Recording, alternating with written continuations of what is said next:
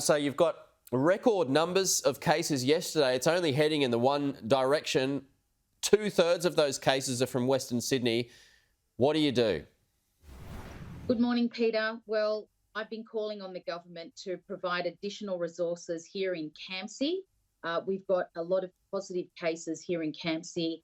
We've got a very diverse multicultural community, and everybody's trying to do the right thing. Everybody wants to get vaccinated, and I'm calling on the government today to set up a vaccination precinct to make sure that all our doctors, our pharmacists, our health professionals who speak another language can be here all in one centre to get all my community vaccinated. There are many people in my community here that are tradies that have to work outside of the area. They're cleaners, they work in aged care, healthcare. We need the resources right here in this centre. Okay, so just to be clear, is this a centre that involves people who can speak those different languages to be able to service all different members of your community? Absolutely, Peter. Our local GPs and pharmacists and our health workers here are very trusted.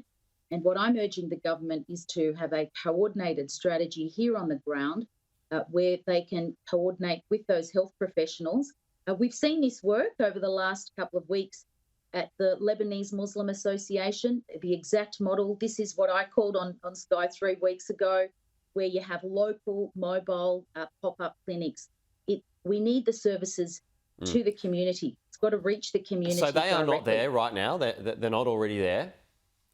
Here in Campsie, where we have 25,000 residents, 8 in 10 don't speak very good English. And you've got people here who are elderly. 1 in 5 are elderly. Many don't drive. And we had one small pop-up last weekend for 2 days, and that was not enough. That is not enough. So is that what you believe is the closest thing to a potential circuit breaker could be? Something like that? Oh, absolutely, Peter. What we've been seeing is that particularly over the last weekend, where there are thousands of people who want to get vaccinated because they know that it's the way of getting out of this. And for many people in my community, they're doing it tough. They're struggling. Financially, mentally, they are struggling. There are people that I was speaking to yesterday who need those services, who absolutely need the services. So, yes, we need a vaccination precinct here in this area. Why do you think it's not working? Why do you think, numbers, and not just in your area, but throughout the western parts of Sydney, southwest as well, why do you think current measures are not working? Are they not strict enough? Are curfews needed? Is that kind of policy needed to be introduced?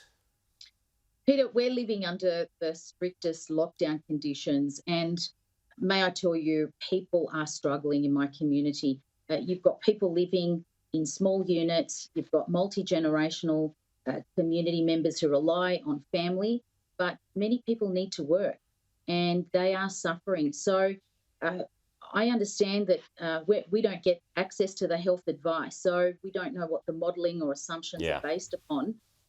But what we're urging the government is here in my community, we need those direct services. We've had a lot of services cut over the last few years, so we need direct services here in the community so people are able to go back to work, try and get on with their life, but they are really struggling. And the fact that construction workers can start to go back to work today from those LGAs that are affected, but it's not going to be a rush on the side, is it? Because it can only be 50% capacity. You need to have had your vaccination within 3 weeks or more than 3 weeks from your start date, and people are only getting vaccinated on the weekend, so they're just going to have to wait it out, aren't they? Oh, again, I was speaking to a number of tradies yesterday and the day before, and they're unable to get a vaccination, and they want to get vaccinated. Their families want to get vaccinated, but we just don't have the access here. And every time a Premier stands up and says, go get vaccinated, the frustration of my community is palpable because we just don't have access to those hubs. And even clinics where AstraZeneca, we're being told, is in a huge supply. Is that not the case? Well, across here in Campsie, we've got a number of pharmacists and GPs who have been providing the vaccination. But again, they're booked out. Yeah. And also, for many of them, in the last couple of weeks, they've had to be in isolation. They've had to close down because they were close contact. So there's a lot of layers. There's a lot of things happening in the community that the government is unaware of. Now, I have been, and my colleagues been talking to the local area health district about trying to set up more of these vaccination clinics. But we actually need a large vaccination precinct here in Campsie to try conduct a vaccination blitz, try and get as many people vaccinated in the area, because, as I said, many people have to work outside of the area, and it is really tough. Yeah. Meanwhile, there's going to be a blitz on the weekend, in particular for construction workers at Kudos Bank Arena again. Didn't really work last weekend because of the weather, so perhaps that might be able to help this weekend. We'll have to wait and see. Sophie Cotsis, thanks for your time. Appreciate it. Talk to you soon.